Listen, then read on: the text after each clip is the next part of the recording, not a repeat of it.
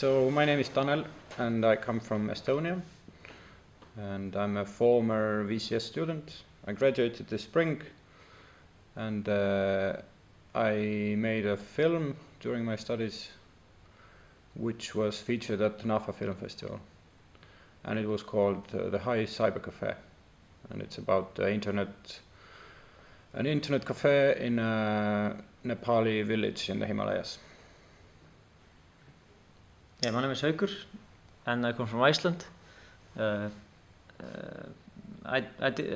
my studies at VCS I did a film called Skollialis about Arctic foxes and fox hunters in Iceland, and that was featured at the NAFA Festival. My name is Vaida. I come from Lithuania and I'm a student of Visual Cultural Studies, and this time I was part of the NAFA Film Festival organization, and yes, that's why I'm here to talk a little bit about it. I'm Esben, and I'm from Denmark. I'm a master student at VCS Studies.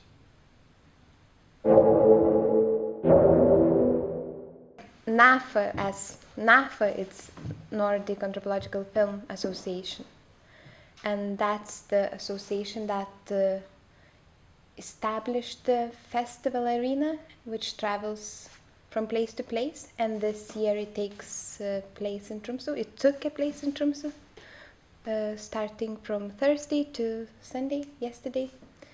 So, and there were 24 films chosen to be screened during the festival, really like from all over the world. Yeah, it's the first time for me. Yeah, it was the first time at the festival. I screened it twice before, once here in Tromsø and then once in Iceland. Oh, okay. In my hometown, but it was the first festival. Okay. And excited or nervous or? I was much more nervous when I screened it in Iceland, in my hometown, for the because in the hall there were the man the characters in my film, they were there, and their families and lots of people from town, and I've never been so nervous in my life. But here it was pretty easy because I didn't really know anyone. Okay. And yourself?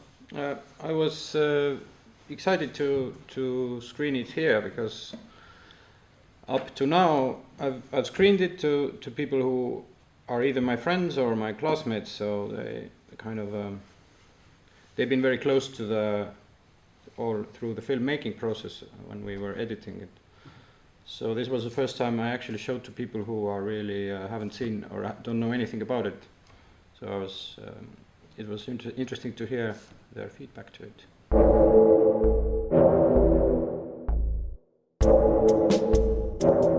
How much pre-production work goes into these kind of films? So I mean, for you, Tanel, how much you spend? Because I remember in your interview you had said that you had you had gone to Nepal as a tourist before, and then had gone back and spent quite a lot of time. We kind of read up quite a lot, and we do some theoretical work, but we don't do so much. I don't think we do a lot of work for the film specifically. We do it in order to find out about kind of the anthropological background of that place and the situation, but not the film as such. So we don't really write a script or anything like that. So there's no storyboarding. You don't plan shots. No, very little. I mean, in pre-production we basically don't plan any of the film. Okay. Yeah. Would it be safe to say then a lot of, for example, what I really liked about your two films were the opening scenes. I thought they're the strongest out of the films I got to see at the festival, and they looked very much sort of. They were very strong and very potent. Is that something that happened then in post-production with the editing, where you found shots that you had taken and you go, right, I want to edit that in as a good, strong shot? While on the field, while shooting, we of course then you look for kind of scenic shots and views and panoramas and stuff like that, just in order, like just in case you need them for the film. And then I chose one of them for my opening scene. Yeah. The same with you? Yeah, same with me. Everything was kind of chosen in the editing room afterwards, in a way. So there's no, like in this kind of filmmaking, there's not really any script, really, because you don't really know what's going to happen. You don't set up things. You know, we don't set up scenes. I don't put the guys in a situation and say, no, walk there or say this. Oh, so there's none of that at all? No, none of that at all. Okay. So that's all down to everything that they say is just themselves saying that without me asking them to say it or do it. Okay. So there's no storyboard. Okay. So the magic's really in the post-production. Yeah. Because I'll admit there were certain scenes which I thought he might have asked that person to drive the car that way just so that I can get that shot, but that didn't happen at all. In my case, I never asked them to do anything in particular. Okay, and the same with you. Well, I ask them sometimes to explain, like something that they're doing anyway, and then I just ask to explain it to me or to the camera. Then when the camera is running, that what's he doing, and I ended up using some of that material as well. But it's not kind of my idea. The idea still comes from them. Like they just do what they do, and then I just film it. Okay. Yeah, but of course, like in conversations that I was sitting in the car with them, like for many nights, and of course we were having a chat the whole time. And of course when I was filming, I was kind of trying to guide the conversation into some certain path that I was hunting for. But. And that's it.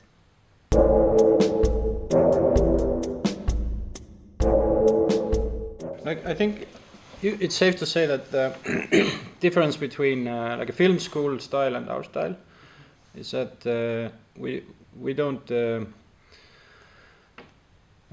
maybe film students shoot what's in their head more, and we kind of we don't do that. We just shoot what's out there.